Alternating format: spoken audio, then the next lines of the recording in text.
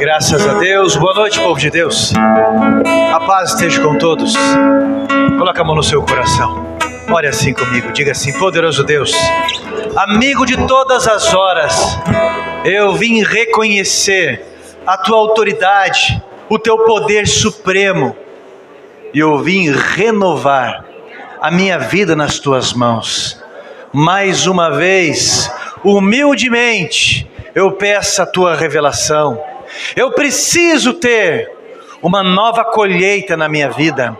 Eu preciso de resultados que te agradem e que me façam bem. Me dê estrutura, Senhor. Usa o pregador. Me inspira. Penetra a tua mensagem ao meu espírito. Porque durante esses dias eu percebi toda a opressão maligna tentando impedir os meus passos de te seguir, tentando trazer o cansaço para que eu não tenha ânimo, nem no emocional, nem no meu físico, nem no espiritual. Mas aqui estou, com um passo de fé, pronto para te ouvir.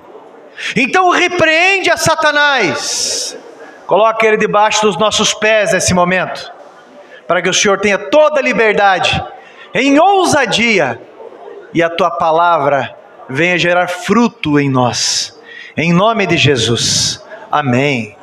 Graças a Deus. Abra sua Bíblia no livro de Atos dos Apóstolos, capítulo de número 3, Atos dos Apóstolos, capítulo de número 3, versículo de número 19, Atos 3, 19. Lá no Novo Testamento, Mateus, Marcos, Lucas, João, aí vem Atos dos Apóstolos. Vocês lembram quem que escreveu o livro de Atos dos Apóstolos? Lembram ou não? Quem que foi? Isso, Lucas, que era discípulo de quem? Paulo. Isso, Lucas, discípulo de Paulo, um homem que escreveu o livro de Atos dos Apóstolos, isso é, os primeiros passos da igreja, os primeiros acontecimentos da igreja, depois de Atos capítulo 2. Todos acharam? Olha só, capítulo de número 3, versículo de número 19. Isso é um discurso de Pedro no templo. Diz assim: arrependei-vos, pois, e convertei-vos para serem cancelados os vossos pecados. Amém? Assente-se, por favor. Hoje eu inicio um sermão que, na verdade, nós vamos concluir esse sermão na outra semana, na outra terça-feira. Hoje eu vou apenas levar a mensagem de 2 tópicos a respeito desse sermão, a respeito desse tema. Eu não sei se você se agrada daquilo que você está colhendo hoje. Eu não sei como é que está a tua vida se tratando de colheita, nas áreas da família, nas áreas da saúde, na sua área ministerial, espiritual, qual seja o relacionamento, eu não sei se te agrada ou não. Eu sei de uma coisa: nós podemos semear algo diferente hoje, para que tenhamos uma ótima colheita amanhã. Essa mensagem então vai ser em 2 etapas. É uma mensagem que não é uma massagem no nosso ego. É uma mensagem, como nos cultos de terça-feira tem sido, uma mensagem de palavra de sabedoria. Não é uma mensagem que te empolga para algumas coisas, mas é uma mensagem que te encoraja a ter uma atitude cristã, que vai realmente mudar os resultados. Pode ter certeza disso. Entenda que na igreja nós edificamos a nossa fé, mas quando você sair daquelas portas aqui da igreja para fora, você vai manifestar a sua fé. Então na igreja edificamos a nossa fé, das portas para fora nós manifestamos a nossa fé. Então, falar dos acertos é relativamente fácil. Falar de coisas assertivas é fácil. Agora, falar dos erros dói. Precisamos preparar uma nova colheita daqui para frente. Precisamos corrigir os erros agora, para que a nossa colheita futura seja uma colheita diferente. Amém? Você concorda com isso? Eu lembro quando o meu pai ou a minha mãe pegou eu de cinta ou de chinelo. Aliás, eu não lembro do meu pai me batendo de cinta nem nada. Foi acho que umas 2 vezes na vida, foi com a mão mesmo. Mas a minha mãe teve época que era rotina, era todo dia, criança. Apanhava em sílaba, e eu tenho certeza que você também já apanhou em sílaba, né? Quantas vezes, desse jeito. Por quê? Porque ela com certeza queria para mim uma colheita boa, e com aquela atitude que eu estava tendo, eu não iria ter uma colheita boa. Se ela comprava um chocolate para mim e um para o meu irmão, e o meu irmão tinha o tempo dele para ele comer o dele, e eu comia o meu na hora, e ficava lombriguento, olhando aquele chocolate, passava um dia, passava 2, ele não comia, eu ia fazer igual o Chaves, ia lá, abria, dava só uma mordidinha, embrulhava de novo, daqui a pouco passava um tempo de novo, parecia que ele estava me testando, daqui a pouco eu comia tudo, e daqui a pouco, era incrível, ele ia lá e falava, cadê o meu chocolate? E daí primeiro vinha o aviso, primeiro vinha a multa ali, né? Via só a notificação, aliás. Depois começava com multa, aí ia dobrando a multa. Mais ou menos assim. Pastor Daça falou para mim uma vez, Manuel Daça, disse que o pai dele via uma situação assim, o pai dele falava bem assim, você me deve uma.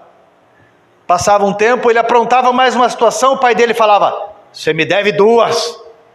Passava mais, você me deve 3. E quando o pai dele chegava no limite, o pai dele pegava 1, 2, 3, mas daquela zorrar. Aquela com um pedacinho de osso na ponta, de pedra, você está entendendo? Tira de couro encebada. Na verdade, quando uma mensagem vem desse tipo para mim e para você, é uma mensagem para nos ajudar a melhorar, para nos ajudar, para nos corrigir.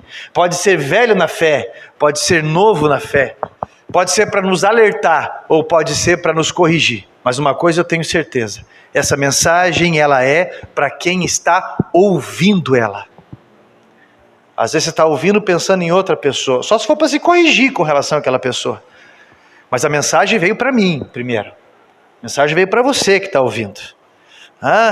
Então existem alguns pontos que nós já erramos na vida, alguns pontos que nós podemos errar na vida, que nós corremos o risco de errar, e esses erros eu vou estar citando uma coisa ou outra, só que é muito denso o assunto, então vai ser pelo menos 2 cultos para falar a respeito disso. Então, primeiro ponto, primeiro erro que nós cometemos, e teremos com certeza a colheita errada se não mudarmos, principalmente crente velho na fé. Primeiro ponto é o abuso da graça, o abuso da graça de Deus. O que é graça? É o favor benevolente, imerecido, espontâneo, o amor de Deus para o homem, isso é que nós não merecemos, mas que Ele nos estende. Você sabia que diversas religiões do mundo falam a palavra perdão? Recitam a palavra perdão? Diversas religiões do mundo recitam a palavra amor, ensinam sobre a palavra amor, mas somente o cristianismo, somente o evangelho fala sobre a palavra graça. Graça é uma palavra una, só o evangelho usa. Sabemos que a expressão máxima da graça de Deus é o fato de Jesus ter morrido na cruz do Calvário por amor a nós. Ali está a expressão máxima do amor. Mas tudo que nós temos, seja o oxigênio, seja a natureza, o fato de andarmos, o fato de termos alguma economia, se chama graça de Deus. Nós não merecemos, é a graça dele sobre as nossas vidas. Onde é que há o abuso da graça? Preste atenção no que eu vou falar. Aonde que está o abuso da graça?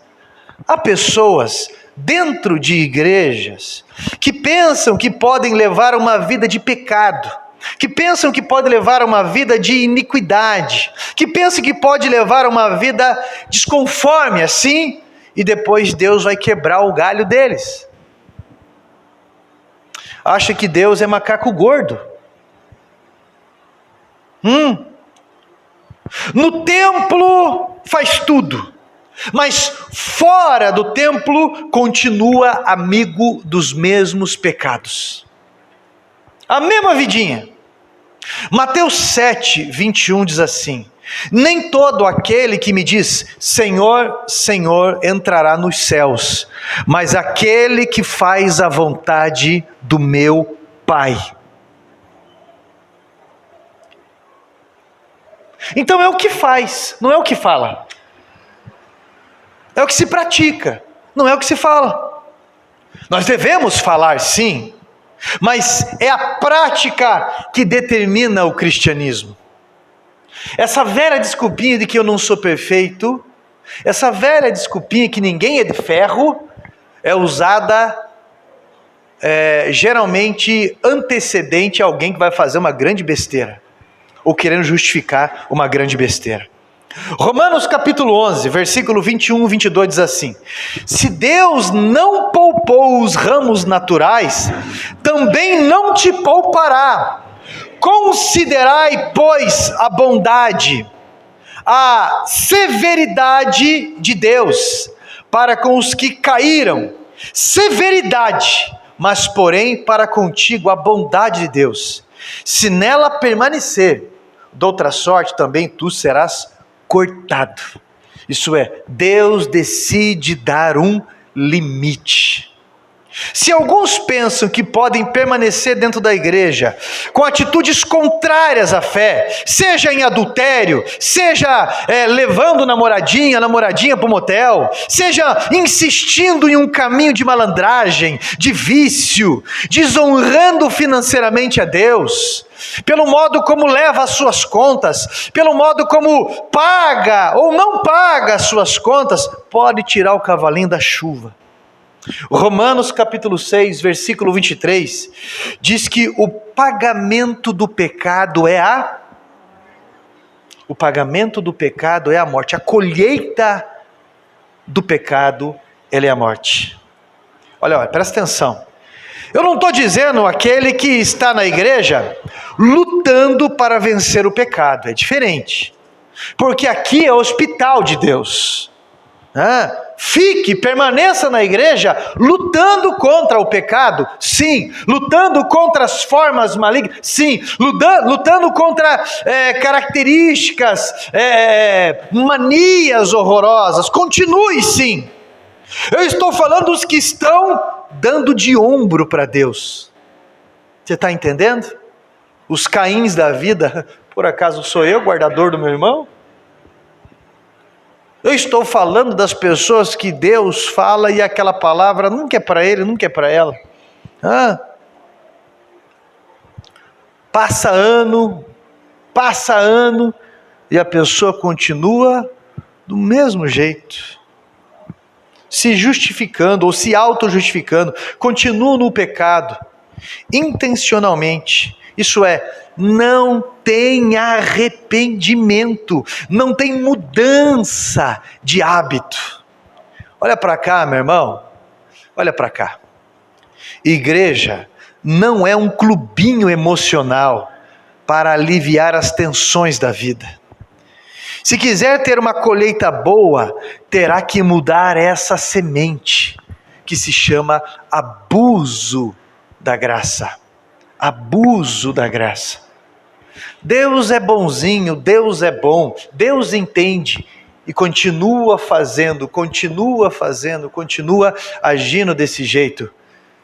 E a pessoa não vai percebendo que a sua vida vai degradando. Sabe aquela mulher que o marido vai aprontando, vai xingando, vai ofendendo, vai aprontando, e ela começa a falar, e ela fala. E ela vai falando, e ele nem vai dando bola. Um dia ela vai lá, toma uma atitude e sai de casa. Aí o homem vem para a igreja e fala: pastor, faz uma oração para minha esposa voltar. Já viu isso? Inúmeras vezes eu vi, inúmeras. Quando você ora, quando o pastor ora, ele liga isso ao céu, e Deus abre porta assim. Só que o que está passando é colheita de uma série de coisas. Pastor, mas eu não entendo, a palavra está para ajudar a esclarecer. No andar da carruagem as melancias vão se ajeitando. Mas ele foi avisado, ela foi avisada.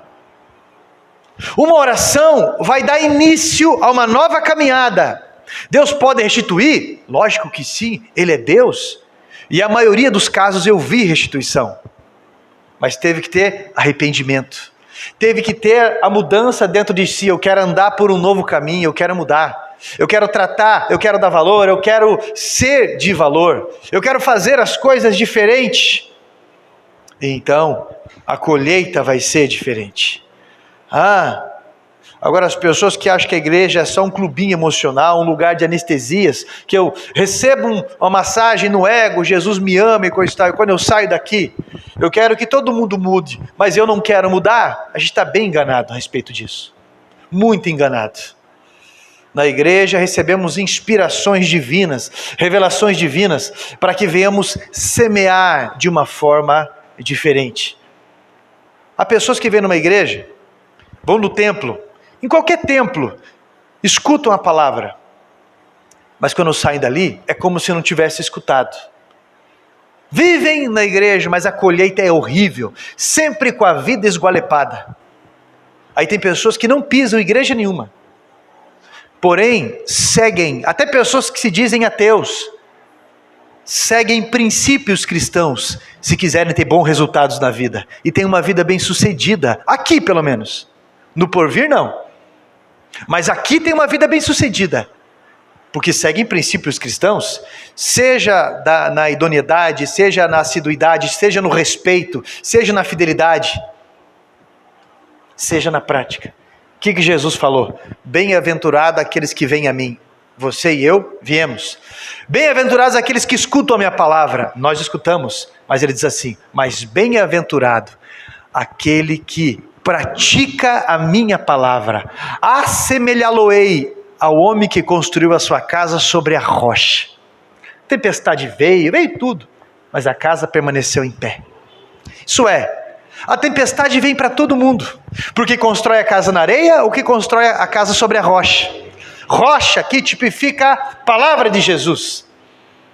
Mas a casa que permanece é a casa fundada em Jesus. São essas atitudes que vão trazer uma colheita. Amém? Então o que precisa ser mudado é essa lógica de ser folgado, folgada. Amém? Amém, meus irmãos? Segundo ponto. Olha só, eu vou ler de novo o versículo para você lembrar. Arrependei-vos, pois, e convertei-vos para serem cancelados os vossos pecados. Segundo ponto. Aonde nós estamos errando? Segundo ponto. Falta de relacionamento profundo entre irmãos. Falta de relacionamento profundo no corpo de Cristo. E sabe o que gera falta de relacionamento profundo no corpo de Cristo? Isso é produto de fofoca, o diz-que-me diz-que, individualismo, suspeita, grupilho. Lá no céu, meu irmão, vai haver perfeita harmonia de coração, completa unidade de opinião. Só no céu. Aqui nós teremos divergências, sim. Qualquer um pode discordar, qualquer um pode discutir. Então a questão é o seguinte: discussões, desavenças, opiniões contrárias são para alguns motivo para não nos relacionarmos de forma profunda. Quando nosso discordar e ter desavenças, quando isso é pecado, pastor, e quando isso não é pecado? Eu vou dar alguns exemplos para você. Como é que eu posso caminhar com uma pessoa calado? Como é que eu posso caminhar com alguém não emitindo a minha opinião?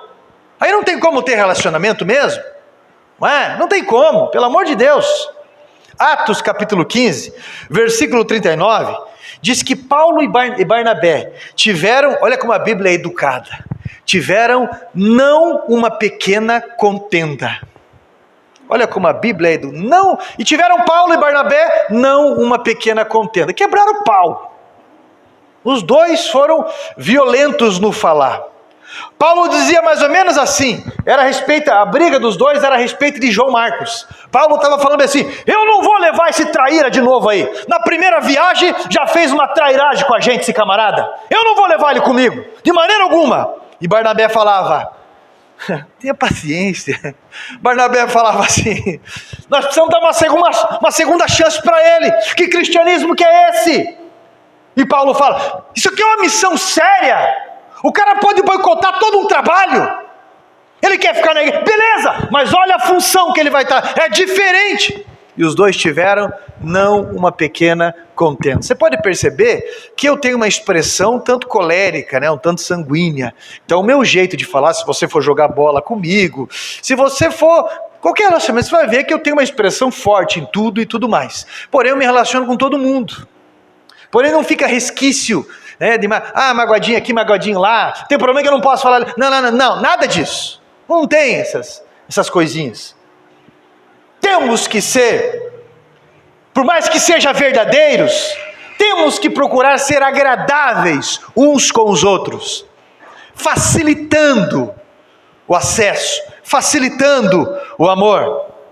Foi forte a discussão dos dois, a tal ponto de Paulo continuar a missão de um lado e Barnabé continuar a missão de um outro lado. Mas sabe o que eu acho curioso? Eu não vi repreensão de Deus nisso. Não vi.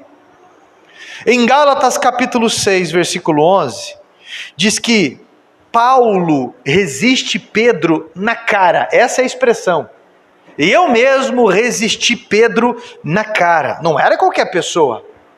Era o Pedrão, que andou com Jesus, que andou sobre as águas. Com exceção de Jesus, meu irmão, o único que andou sobre as águas foi Pedro. Olha o nível. Pregou para 5.000 almas, os caras desceram as águas do batismo. Olha Pedro, na prisão o anjo foi lá, soltou as algemas, soltou dos guardas, o cara saiu andando, passando pelas 3 portas, chegou até onde a igreja estava reunida, orando. Olha quem foi Pedro. E a Bíblia diz que Paulo o repreendeu na cara. Pedro, pelo que deu para perceber aqui, ele era meio que chapéu de 2 bicos. Porque ele estava se comportando de um jeito com um grupo de cristãos ali, gentios cristãos, e de repente chegou um grupo de judaizantes, isso é, judeus que se converteram ao cristianismo, mas permaneciam nos costumes judeus, isso é, não comiam carne disso, carne de porco, guardavam tais dias, fazia isso, fazia aquilo, e Pedro ficou enrustido ali, foi lá, e realmente assim, então ele tinha um comportamento diante dos judaizantes desse jeito, e diante dos gentios ele tinha um outro comportamento, dos gentios, dos cristãos ali, ele tinha um outro comportamento. Então Paulo, observando aquilo, disse: e eu o repreendi ao vivo, na frente de todo mundo. Ô chapéu de 2 bicos, vem aqui. Ô cara, você estava até agora falando para nós aí sobre não precisar ter circuncisão, sobre isso, agora ser circuncisão interna, agora na frente dos caras ali você está falando que tem que ter circuncisão, rapaz. Muda esse discurso. Que decisão é essa? Você está entendendo? Mas sabe o que me chama a atenção? Não teve repreensão da parte de Deus. desse tipo de comportamento. Você não vê do ponto bíblico a repreensão de Deus nessa desavença. Filipenses 4:2. Olha só, esse aqui é Paulo que está escrevendo. Paulo também era um homem para dar, né, no lombo. Paulo era um homem para dar o azorrar na veia mesmo. Aquele que fazia aleluia de sangue. Na carote, daí é direto. Olha a carta que ele escreve ali aos Filipenses, capítulo 4, verso 2. Rogo, isso é, eu peço com clemência, eu estou implorando a Evódia e a Sintike, que sintam o mesmo. Para Evódia e para Sintike, há repreensão, mas nos outros casos não. Isso é, as duas ali, os dois caras, estavam tendo uma desavença, não estavam se falando. Paulo e Barnabé discutiram apenas ideias. Pedro e Paulo discutiram apenas ideias.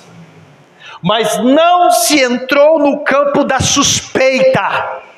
Não se entrou nesse campo onde Satanás pega brecha. A discussão deles foi de posicionamento. Evódia e Sintike foi para o emocional. Foram repreendidas. Nós podemos discordar de muitas coisas uns dos outros no campo das ideias. Agora, levar para o campo emocional abre um leque para o pecado. Entrou para o campo da suspeita. Sabe o que é entrar para o campo da suspeita? Esse pastor está me dando indireta. Vai ver, ele conhece minha vida, ou não, entendeu? Ou alguém falou da minha vida para ele. Coisa. Sabe, eu não sabia se você está no culto ou não, se a mensagem está escrita aqui, eu escrevi. Você está entendendo? Esse pastor está me dando... Ih, rapaz, olha aqui, ó. Tenho certeza. Então escreveu pensando em mim. Entrou num campo assim. Satanás vai lá, pega uma brecha. E já começa a trazer algumas coisas. Paulo, capítulo 1. Olha só. 1 Coríntios, capítulo 1, verso 10. A partir do verso 10 diz assim: Rogo-vos, irmãos, em nome do Senhor Jesus Cristo, que digais uma coisa, e não haja dissensão entre vós, antes sejais unidos no mesmo sentir e no mesmo parecer, porque me foi dito que pela família de Cloé, que há dissensão entre vós, divisão entre vós. Um diz que é de Paulo, outro diz que é de Apolo, outro diz que é de Cefas, o outro diz que é de Cristo. Está, pois, Cristo dividido? Foste vós batizados em nome de Paulo? Foi Paulo crucificado por vós? Olha o nível em que se chegou a igreja de Corinto. A igreja toda dividida em grupos, mas não de uma forma organizacional, de uma forma como rivais. Fazendo defesa de homens dividindo a Cristo. Falta de maturidade. Sabe o que eu tenho que tomar cuidado aqui? Para eu não errar? Hebreus 12, 15. Eu sempre tomo isso para mim. Hebreus 12, 15. Ninguém venha se priver da graça de Cristo. Nenhuma raiz de amargura brotando vos perturbe e por ela contamine os outros. Olha só, uma amargura, uma suspeita, um ódio, daqui a pouco você faz um fã-clube para odiarem aquela a quem você odeia, aquele a quem você odeia. Uma pessoa amargurada começa a chamar uma, começa a tua opinião, começa outro, aí começa o que a Bíblia descreve como partidarismo, facções, divisões e tudo mais. Eu sou do Anderson. Não, eu sou do Marcos. Eu sou do Jurandir. Abra comigo, por favor, Colossenses capítulo 3. Vamos lá. Quero que você leia comigo. Colossenses capítulo 3, versículo 12. Não tem ninguém ali, né? Não. Colossenses capítulo 3, versículo 12, do 12 em diante. Olha só um conselho de Paulo ao pequeno vilarejo de Colossenses. Olha só, eu vou ler no telão aqui, acompanhar. Assim como povo escolhido de Deus, santo e amado, olha que ele fala, revestivos de um coração pleno de compaixão, de bondade, de humildade, mansidão e paciência. Zelai uns pelos outros e perdoai-vos mutuamente, caso alguém tenha algum protesto contra o outro. Assim como o Senhor vos perdoou, assim também procedei. Acima de tudo, no entanto, revesti-vos do amor, que é o elo da perfeição. Seja a paz de Cristo o juiz entre vossos corações, tendo em vista que fostes convocados para viver em paz, como membros de um só corpo, e sede agradecidos. Habite ricamente em vós a palavra de Cristo, ensinai e aconselhai uns aos outros em toda sabedoria, e cantai salmos, hinos e cânticos espirituais, louvando a Deus com gratidão no coração. E último, e tudo quanto fizerdes, seja por meio de palavras ou ações, fazei-o em nome do Senhor Jesus, oferecendo por intermédio dele graças a Deus Pai. Olha a palavra que fala ali no comecinho, revestivos. Não é só vestivos, é revestivos, isso é, uma coberta por cima. Ele está dizendo, olha, revestivos, sejam cobertos desse princípio. Aí você vai conseguir caminhar como igreja. Na hora, a gente até pode ficar chateado, mas nós não conseguimos odiar porque estamos revestidos do amor de Deus. Olha aquela pessoa que fica remoendo. Sabe aquela criança, já de criança, coloca a mão na terra, na areia, esmaga a terra assim, fica olhando, daquele jeito. Tem gente que vai ficando desse jeito e vai remoendo aquilo, e no outro dia remói de novo, e remói, aí pega uma pessoa, aí pega outra pessoa, aí pega outra pessoa, aí pega outra pessoa, aí pega, forma um fã-clube do capeta. Não é? E a Bíblia fala, revestivos, está escrito aqui, não humanize uma palavra que é espiritual. Ou essa palavra serve só para mim? Não serve para você? Na hora até a gente pode pegar, a gente ficar chateado, a gente fica. E olha, às vezes, como qualquer um aqui, eu também sou casquinha de ferida. Ô irmão, o que você está falando? O quê? Você está duvidando da minha intenção? Na hora até pode, pá. Depois nós já estamos de boa. Esclarece ali, aí ó.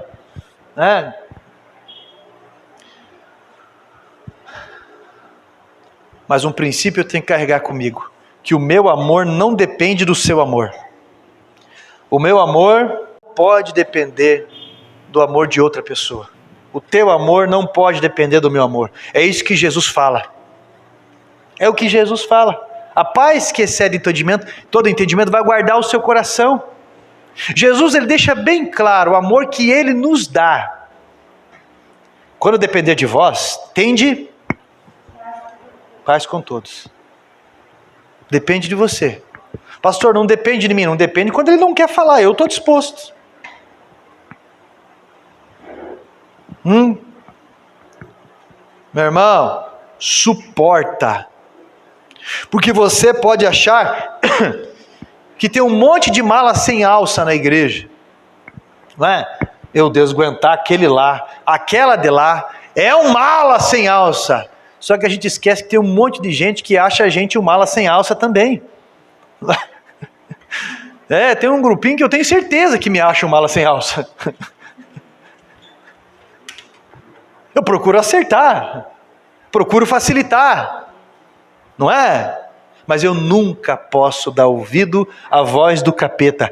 Pastor, estão falando isso de você. Pastor, estão falando aquilo de você. Pastor, estão assim, ó. Pastor, meu Deus do céu, já estão dizendo assim. O que eu vou fazer? Eu estou procurando acertar. Tenho que continuar.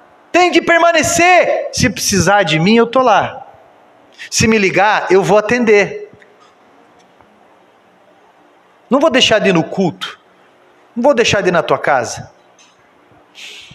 Em Provérbios, capítulo 6, olha só, presta atenção. Eu sei que está meio surrado. Provérbios capítulo 6, versículo 16 aí até o 19, vai falar algo bem interessante. Vai falar sobre 6 coisas que aborrecem a Deus, mas a 7ª Deus detesta. Qual que é a 7ª? O que semeia contenda entre os irmãos. O que semeia contenda entre irmãos. Deus detesta quem causa divisão na igreja, no seu corpo. Deus detesta, porque Ele sabe a finalidade disso. Deus sabe a finalidade satânica em cima disso tudo, essa dissimulação. Há tanto trabalho no evangelismo, há tanta preparação. Às vezes eu passo, por exemplo, só para trazer uma mensagem assim, eu passo a tarde escrevendo, às vezes eu passo um dia escrevendo, eu fico isolado, você ora, você pesquisa, você procura uma direção de Deus, às vezes demora 3 dias para trazer uma mensagem. Isso é, eu estou falando da dedicação de uma pessoa só. Você não sabe a dedicação de um monte de gente intercedendo, outros nas ruas, outros se preparando para ter uma oportunidade de alguém ouvir o evangelho. Aí chega um disseminador ali, chega aquele que não está vigiando e coloca a discórdia. Você sabia que aquele pastor ali é coxa branca? O time dele não pega nem resfriado, não ganha nada. Você acha que vai vencer alguma coisa? Você vai escutar um homem que torce pro coxa? Esse dia eu vi um negócio bem interessante, né? Case com alguém que torce pro coxa. Você não larga esse time, não vai largar você também, né? Então, alguém chega e tenta queimar o teu filme. Olha a montoeira de preparação que Cristo faz. É anjo, é Cristo que foi crucificado, e que enviou, e que fez. Gente que morreu, queimado, para que essa mensagem chegasse até aqui. Aí de repente chega uma pessoa, eu não gostei porque aquele irmão ali veio de short curto. Só para destruir o meu casamento. Não respeita a minha. Aqui é um hospital. Jesus veio para os doentes, não para os sarados. E a gente tem que ter paciência, é um processo. A gente vai se adaptando, vai melhorando e tudo mais ao longo do caminho. Mas a pessoa vai lá, eu não piso mais nessa igreja, eu não vou mais ali, porque o diaconato não me cumprimentou na porta. Uma vez eu vi uma dissensão bem interessante. No final de tudo, uma briga. Um homem querendo brigar com o outro. Esse cara estava falando que amava a minha esposa. Da onde? E o outro começou a peitar. Da onde que amava? Estava falando que amava a minha esposa. E a mulher chorando, não conseguia. Amava a minha esposa, amava. Claro que não, cara. E os dois brigando. No final de tudo, sabe o que era? Ele pediu para ela alcançar a mala para ele. Ele disse, alcançar a mala. A mala. E ele falou, a mala. Entenderam errado e já foram fofocar no ouvido. É lógico que era um teatro que estava se formando, naturalmente. Mas você está entendendo as desavenças, as situações e... Eu não sei, eu tive a impressão que o pastor ele já estava jogando dardo em você, e de jeito que não quer outro na igreja, e olha, não gostam de você, por isso que Deus detesta quem causa divisão na igreja. 1 Coríntios capítulo 12, verso 12. A igreja, ela é comparada a um corpo. Coríntios 12 vai falar isso. Ninguém é descartável. Um membro depende de outro membro. O outro é importante sim, Gente, eu já vi gente que por causa de unha no dedão inflamado, unha inflamada, né, que penetrou o negócio ali, inflamou, infeccionou, o cara teve febre. E se você não cuidar da infecção, o que pode acontecer? Morrer, ela pode generalizar. Eu trabalhei no hospital, eu vi cirurgia acontecendo, né? Eu não cheguei a ver ao vivo a cirurgia, mas agendada a cirurgia para isso. Você está entendendo? Quem disse que a unha não é importante? Já viu gente? Acho que o irmão do pastor Jefferson ali quase morreu, foi tirar um siso, um dente. Quem disse que não é importante? No corpo de Cristo é importante sim, e um depende do outro. Esse é o princípio da igreja, todos são importantes. Precisamos nos aperfeiçoar nos relacionamentos entre irmãos cristãos, e erramos quando isso não acontece. Filipenses capítulo 2, versículo 3 diz assim: nada façais por contenda ou por vanglória. Outra tradução diz assim: nada façais por partidarismo ou por vanglória, mas por humildade, considerando cada um o outro superior a si mesmo. Superior a si mesmo. E tem pessoas que é justamente o inverso. Quem que esse camarada acha que está falando? Quem que aquela pessoa na porta está lá, acha que é só porque está de uniforme? Sabe que quando eu era criança eu queria ter uniforme para a escola, minha mãe não tinha dinheiro para comprar? Você está entendendo o nível da amargura? Vai produzindo outras vítimas, vai fazendo tantas coisas assim? Quem que aquela pessoa pensa que é para isso, para aquilo? Está me olhando estranho, olha lá aquela rodinha, alguém na rodinha me olhou, estão falando de mim, você acha que eu não sei? O problema é que alguns se consideram superiores. Alguns a tal ponto de nem estar mais congregando.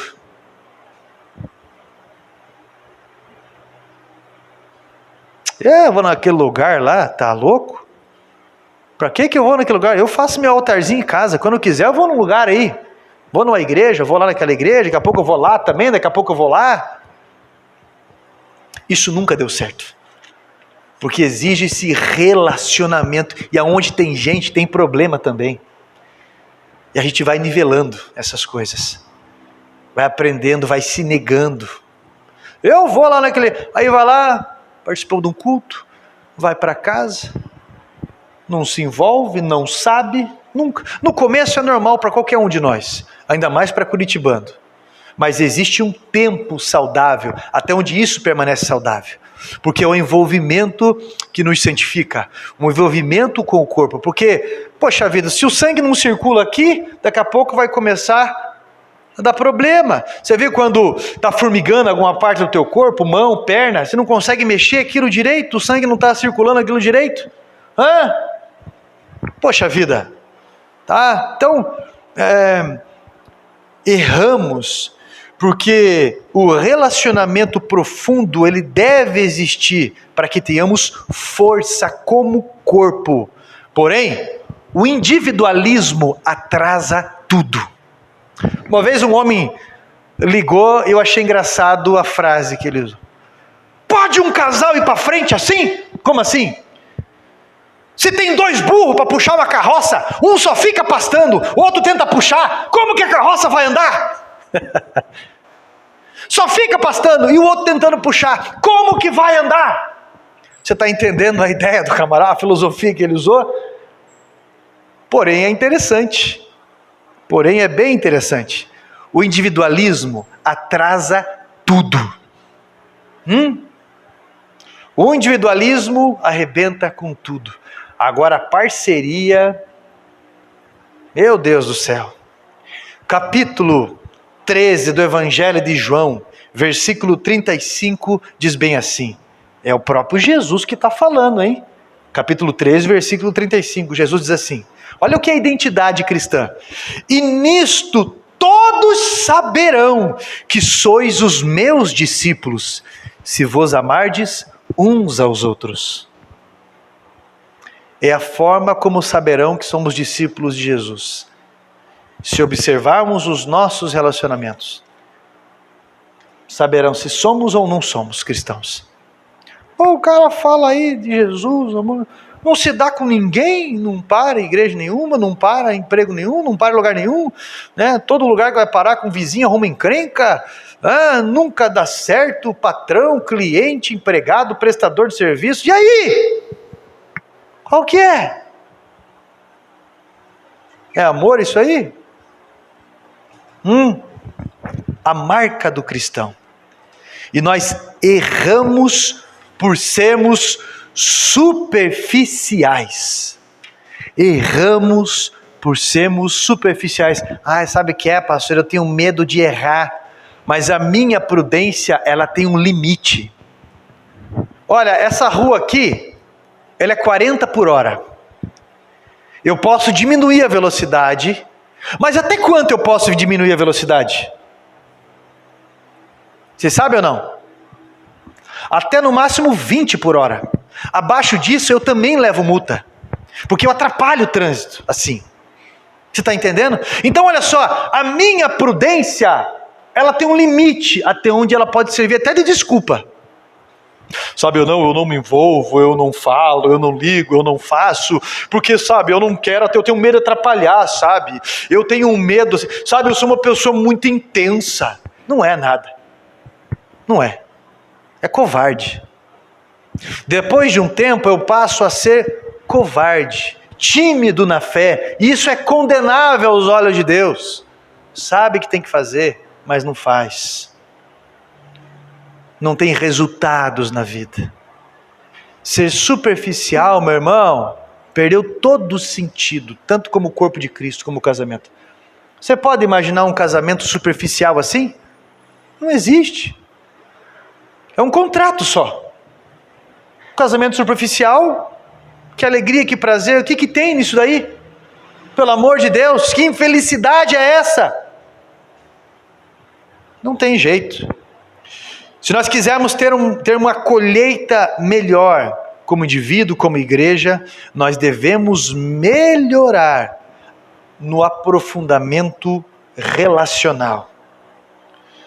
Olha para cá, quais foram as atitudes de Jesus com Judas?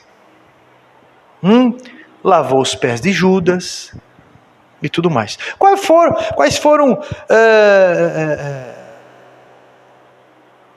foram as atitudes de Judas com relação a Jesus? Traição. Isso é, o que Jesus semeou na vida de Judas? O que Jesus colheu? A Bíblia diz, o nome que está acima de todo nome. O que Judas colheu? A Bíblia diz que quando perguntaram, Senhor, quem é este que vai te trair? Jesus já sabia de tudo, inclusive das colheitas de cada um. A Bíblia diz que Jesus molha o pão no vinho, isso na Santa Ceia, e coloca na boca de Judas. Ele fala, esse a quem eu dou o bocado. Pega o pão e coloca na boca de Judas. Naquele momento a Bíblia diz que Satanás entra no coração de Judas. Interessante isso, né? Se aprofunde nisso que eu estou falando para você, procura isso na Bíblia. Por quê? Porque naquele momento Judas estava rejeitando isso. Ele podia até estar comendo, ele podia estar sendo até religioso. Jesus olha para ele e fala, amigo, o que você tem que fazer, faça de uma vez. Isso é, Satanás entrou no coração dele, Satanás entra na vida de algumas pessoas quando essas pessoas rejeitam o amor. A dureza de coração vai levar ao quê? Ao isolamento. A dureza de coração vai levar a uma vida perturbada, solitária, espinhenta. E quando as pessoas começam a se aproximar, em qualquer relacionamento começa a se aproximar, os espinhos começam a aparecer de uma forma terrível. Depois que Judas fez isso, ele cometeu loucuras na sua vida. E quando endurecemos o coração para a palavra de Jesus, nós corremos o risco eterno de sairmos do corpo de Cristo. Qual que será a colheita? Qual foi a colheita de Caim? Porque também foi depois de um culto. Os dois num culto, ofereceram as suas ofertas para Deus. Um foi daquilo que colheu, e outro foi com derramamento de sangue. Deus se agradou da oferta total. Deus sabe de tudo. Não da oferta contida, mentirosa. Aí a Bíblia diz que Caim, sendo mais velho, ele se enciumou do seu irmão. Saíram do culto, terminou o culto. E o cara bateu em tal violência no irmão dele, que o irmão dele faleceu. E Deus pergunta, e aí? Cadê teu irmão? Qual que é a resposta dele? Por acaso sou eu guardador do meu irmão? Eu sou pastor dessa igreja? Por acaso eu que sou, não sei, por acaso eu que por acaso... Deu. É uma pessoa arrependida? Bocudo ainda. Bocudo. Mas você viu o que o Osiel fez? Você está falando isso para mim? Até com aquela esnica do lado da boca branca assim. Você viu o jeito que a Thaline me olhou? Chega a dar até tique. Você sabe qual que foi a colheita de Caim? A Bíblia diz que ele andou vagabundo na terra. A Bíblia diz essa expressão, que ele andou errante pela terra. Ele perdeu a bênção da rotina. Ele perdeu a bênção do cotidiano. Acordar, ver o seu pai ali, os seus familiares. Ele perdeu a bênção. Andou errante pela terra. A solidão é o resultado para uma pessoa assim. Você lembra do filho pródigo? Qual que foi a primeira colheita dele? Solidão, lamento, tristeza, dor, saudade. Essa foi a primeira colheita dele. Mas hoje, eu quero que comece a semear uma outra colheita. Comece a semear. Pastor Rogério sempre diz, quem sabe o que planta, não tem medo da colheita. Pode ter uma outra colheita na tua vida. Hoje eu quero que você não abuse da graça. Hoje eu quero que você pare de ser superficial no relacionamento com o corpo de Cristo. O filho pródigo, ele voltou para a casa do pai. Ele voltou ao relacionamento com o irmão dele. Ele voltou e eu tenho certeza que a colheita dele foi diferente. Jesus quer te dar uma ótima colheita.